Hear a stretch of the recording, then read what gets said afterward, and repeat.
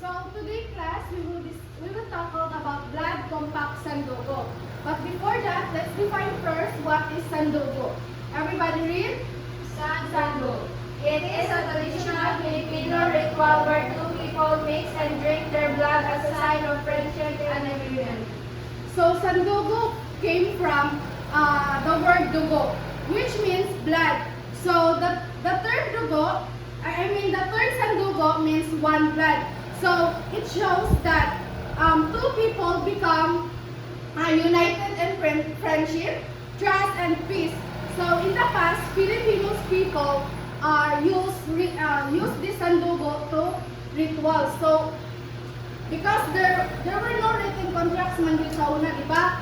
Ang ilahang gamiton para ma-official ang ilang agreements through this sandugo.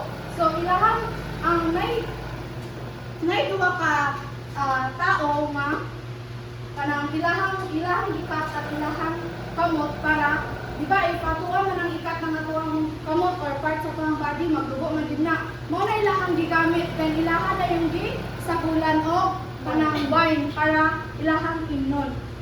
So next is let's proceed the most famous sandugo.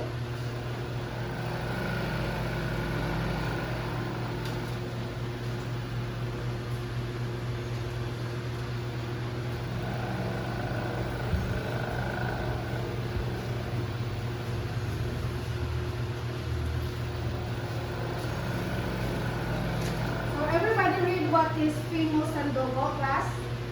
Famous Sandugo. This happened in 1565 between Dato Sikatuna and Miguel Lopez de Legazpi. It took place in Bohol. So, ang famous sandugo is ang naani na duwa ka na magkakaibigan ni si Dato Sikatuna and Miguel Lopez de Legazpi. So, naitabo ni siya atong 1565. And naitabo ni siya na asa na sa lugar na Bohol. So, mao ni si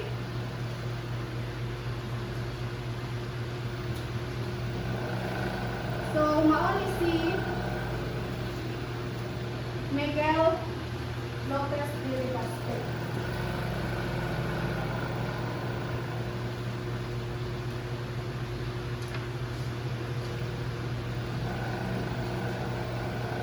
Pakibasa sabay-sabay. Miguel Lopez de Legazpi, a Spanish explorer. And maupod ni siya si Dato Sikatuna.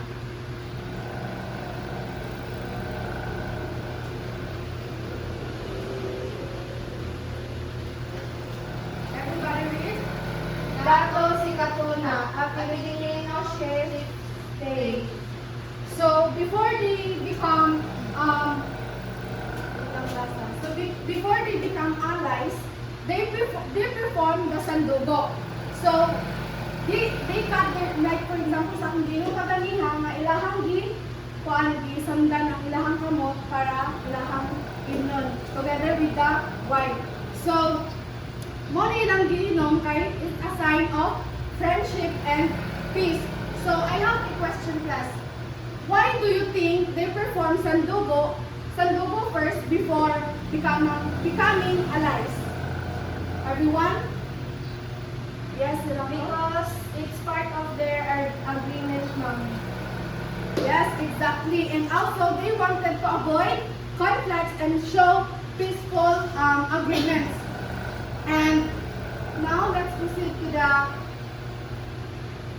let us discuss the importance of. Let's proceed to the importance of sandugo. Everybody read? Importance of Sandugo. It shows the early Filipino culture and tradition. It shows peaceful agreement between people. It shows value and humanity. It strengthens their friendship and alliances. Thank you. So sandugo is important because it teaches a good Filipino value. So even though people today is dili na nila maka-practice ng sandugo kay wala naman hindi sa tuwa kay na naman tay mga one kung natay agreements, di ba? Ang ginakuha na karon is mga kasulatan na. And sa una lagi nila nakuha nila ni rituals kami sa grupo. So makuan na po nato siya kanang ma-show na po nato na siya kung kita nga magpakuan na po sa ato ang mga sa ato ang Filipino values. So what values can we learn from Sandugo class? Anyone? What values can we learn from Sandugo? Nga, Yes, Mary Rose? ang friendship of agreement is important din sa mga people or Filipino. Very good. or tradition. Another. Yes, Serato? Kay para maibalaan din nila na loyal din ang ilang friendship. Another? Another hand? Unsa ato ang ma-learn nga values sa Sandugo?